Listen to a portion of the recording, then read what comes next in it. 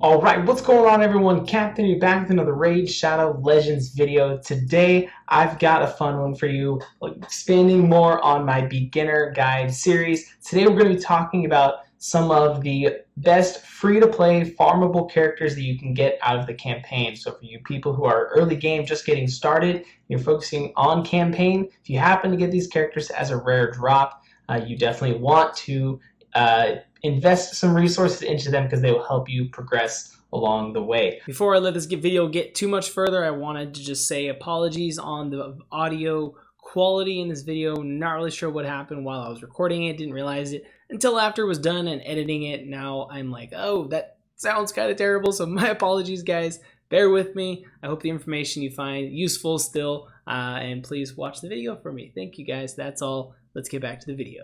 Also, quickly, I want to address something in my previous video where I talked about Dragon's Dungeon and a couple other things that I mentioned. After posting it, some people in my own clan who know a lot more than me, remember guys, I'm still fairly new, just over about 100 days in the game. So they said I had some stuff wrong, so I quickly wanted to address that. In that video, I mentioned that Minotaur isn't something you should focus on, and I guess I was wrong in saying that. I was going based off of my experience and what I'd kind of gathered, and early on it didn't really do anything for me, but you should focus, get Minotaur. You want to get your masteries sets on your characters early on. It helps a lot. So and now after them seeing and explaining, like, yeah, I guess that makes sense because you get a lot of benefits from those masteries. So don't ignore Minotaurs. Dragons, you also just want to push as high as you can in the dragons still. So I was somewhat right in that, but I guess they're saying if you don't want to really stop and farm on some, you just want to keep pushing higher and higher, which makes sense too as well. So quickly wanted to address that. So had some things wrong. Like I said, I'm not perfect. I'm not going to always have the answers, and occasionally I'm going to say the wrong thing. So there we go. Before we jump into this video, I quickly want to give a shout out to today's sponsor of the video. Once again, we are sponsored by Raid Shadow Legends themselves today for this video. So guys, go down, head into the video description right now, click on that first link, and if you are a brand new player to the game, you will be receiving 100,000 silver and the free character Death Chanter. Death Chanter you can find in the index here. We go over to the Orc class, or sub-faction, and right here, the very first of the rares, so you're getting a rare character here of the blue, which is the Magic Affinity, and he's got some good abilities. He's got a shield, damage increases of HP, also places a heal reduction, which is a good debuff to have inside of the game. So make sure to do that now, guys. Though, but this is only going to be available for the next 30 days in game.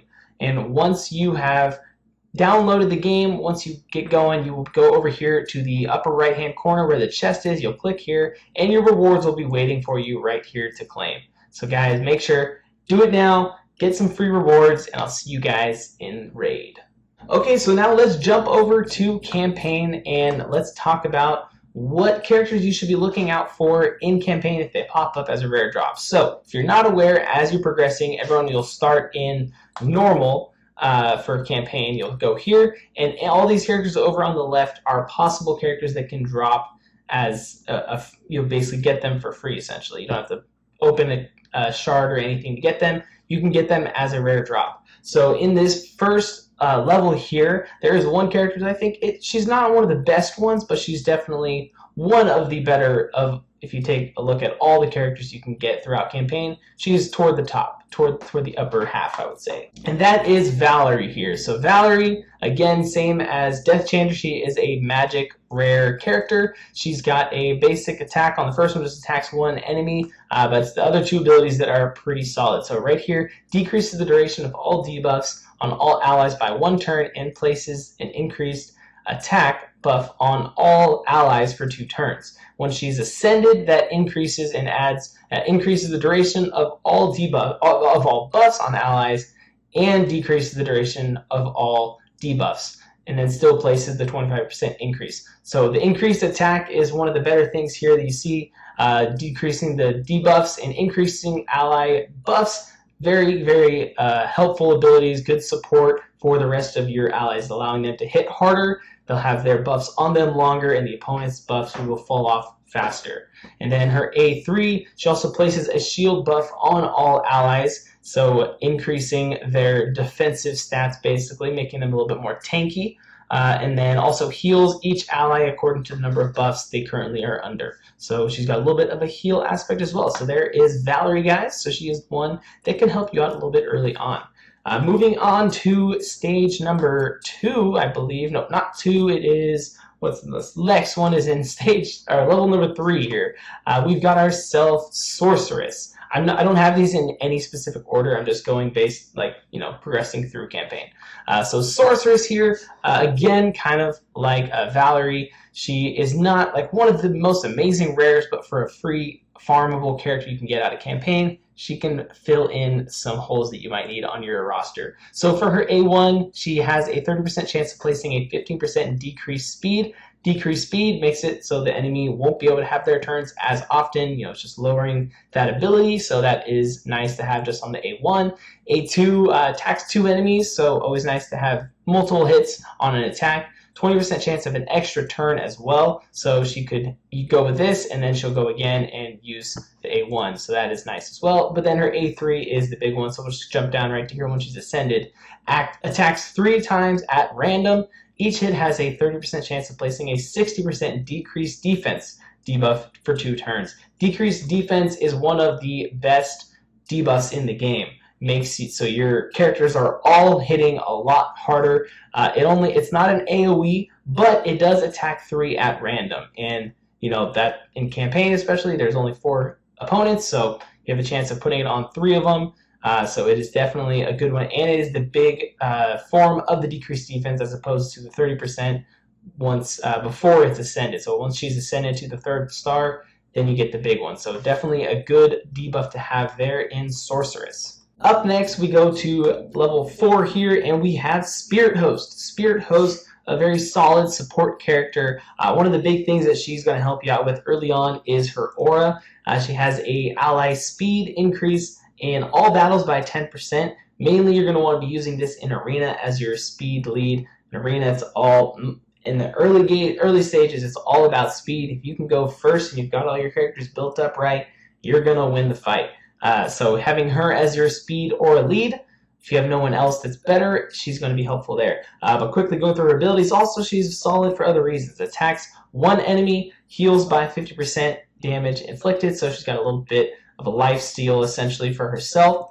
So that's with the A1. A2, this is also what's super helpful for her inside of arena. So what you want is make sure when you're building her out, have her as going either first or second, usually for your arena team. That way you're getting off this 50% increased attack buff on all allies for 2 turns. So you're going to increase the attack for everybody. So you want her to go first, you have your debuffer go, and then you have another speed lead or whatever it is, or the 3rd one is, and then for the last character, you have your big guy that comes in with the nuke and kills off the enemy thanks to this increased attack. So that is awesome with the A2. Then our A3 removes all debuffs on allies and places a block debuff on all allies for 1 turn. It's only 1 turn, but it can be useful in, again, things like arena, where if, say, you don't land the nuke, it doesn't kill off everyone in that first turn. If you get hit and you survive, you can remove all the debuffs and get rid of them and prevent future ones from happening on the next turn or so. So that is Spirithost, solid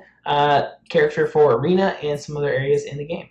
So for these last few characters, I'm going to do these in more of an order of what I think are the better ones to get that you can farm in campaign. So we'll start out in stage 12 or level 12 here in Diabolist. Diabolist, I think that's how you say her name, something like that.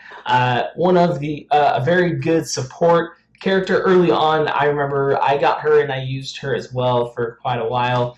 She's got some good abilities, has a chance, it's a very low chance, but has a chance to put the sleep debuff on the opponent. Sleep just as good as stuns, I'm pretty sure. Attacks all enemies on the A2, always nice to have an AoE, and places an increased speed buff on all your allies. So that's a good one to have. If you don't have an apothecary, who is one of the best, if not the best, rare character in the game, she has this increased speed by 30%, for 2 turns, so she's a good alternate there. Help your champions out there. And then the third ability here fills the turn meter by 15% and decreases the turn meter of all allies by 15%. So another helping your allies get more attacks in a shorter period of time. So there is Diabolist, a very solid character to get as a free farmable champ.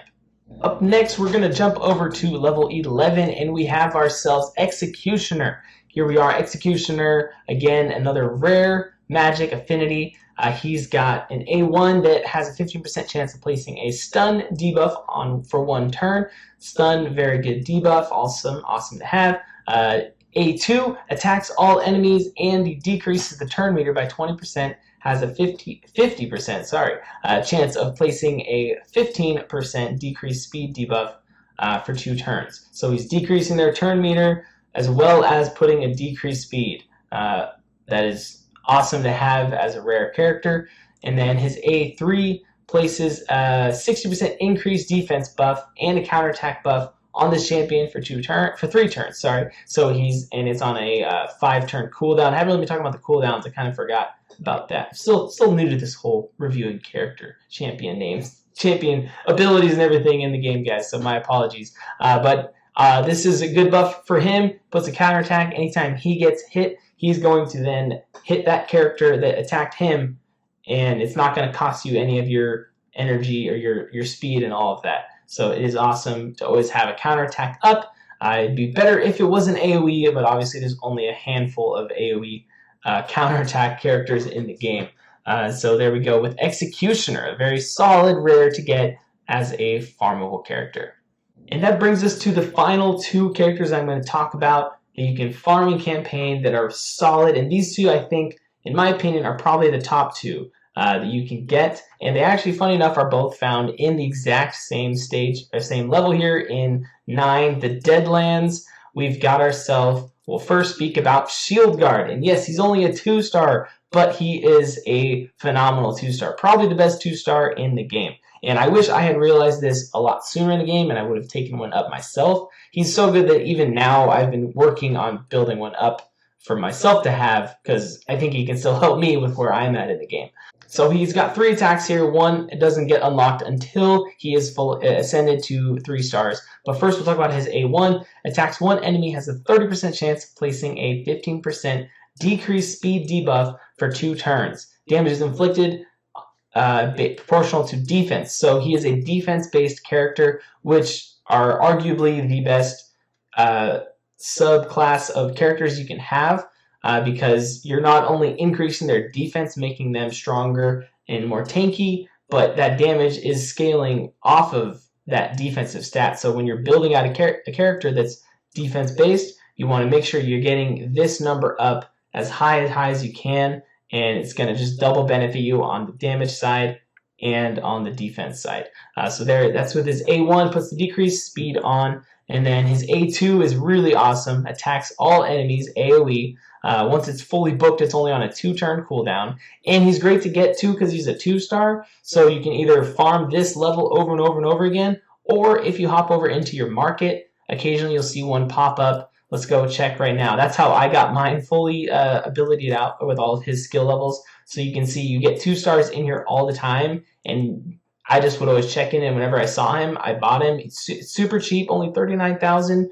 Some of them are a little more. I can't remember how much he is. It's really cheap to get him because you don't want to spend books to upgrade his skills because there's no 2-star skill books. So you want to save your rare books for rare characters. Whoops, not champions. Whoops, nope, not exit the game. Hit the wrong X. And I did it again. But back over here now. So with the A2, attacks all enemies, fills this champion's turn meter by 20% on each critical hit. Damage is inflicted, again, based proportional to defense. Also on a 2-turn, I already mentioned it's on a 2-turn cooldown. So the reason this one is so good is when you're building out this character with artifacts, you want to make sure your critical rate is as close to 100% as possible. Ideally at 100% or just barely over it. Sometimes it's hard to get exactly at 100. If it's over 100, that's great as well, and then you can focus on getting stats for other stats there. But When it is 100%, every hit's going to be critical, so he's going to gain more turn meter for every hit. So if you're just doing it in campaign, there's 4 targets. It's going to increase by 80% after, so he's going to get another turn very shortly soon after. There's this guy also, I've seen screenshots of him soloing Spiders 20, because when you have his turn meter built up, his crit rate built up all the way in Spiders with all the little spiderlings, you know, there's obviously more than enough targets that you're going to get all that turn meter back, and with a 2-turn cooldown, you can almost just cycle this attack AoE over and over and over again. So very, very awesome character you can get early on, and he's farmable. He can be free. He can help you out for a long time in the game. And lastly, we have his A3, which removes 1 debuff from this champion each turn. Nothing's flashy, nothing super special, but hey, you can remove a debuff if he's got one on him. So there is that. That is Shieldguard, guys, the number 2 character you can get out of campaign. And that brings us to our number 1 character that you can farm from the campaign. And not only is she the best you can farm from campaign, she's also one of the overall best rares in the game in general that you can even pull from a shard. And again, you can get all these characters from regular shards as well, but you can also just get them as rare drops in here. But Warmaiden right here is the number 1 character to farm from campaign. So A1, we have attacks 1 enemy, 30% chance of placing a small version of a poison. Not the worst, just, you know, could be obviously better if it was a 5%, but hey, take what you can get there. So a little bit extra damage from the poison. The A2 places a 50% increased attack buff on this champion, places an extra turn if the attack is critical, and the extra attack cannot be critical. So that's solid. You definitely want to have her with 100% crit rate so you can take advantage of that extra hit there. And then lastly though, her big money ability is the A3. This attack can hit really hard on its own, but not only does it hit hard, it has an awesome debuff it places. So attacks all enemies AoE, has a 75% chance of placing a 60% decreased debuff for 2 turns. So, and this can be on a 3-turn cooldown, so not the worst once it's booked up. But that decreased defense is huge, especially in areas like Arena. So you have your Spirithost with your lead, putting your increased attack. You have another character going that increases speed or some other kind of debuff or buff to place on your opponents. Then you have Warmaiden go with the A3 here, dropping the decreased defense. And then if you start out with Kale, like I suggest, or whoever your